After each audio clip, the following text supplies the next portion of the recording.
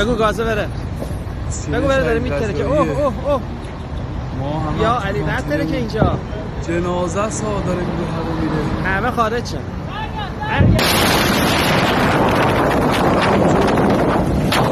اونجا بودیم. همین الان منفجر شد.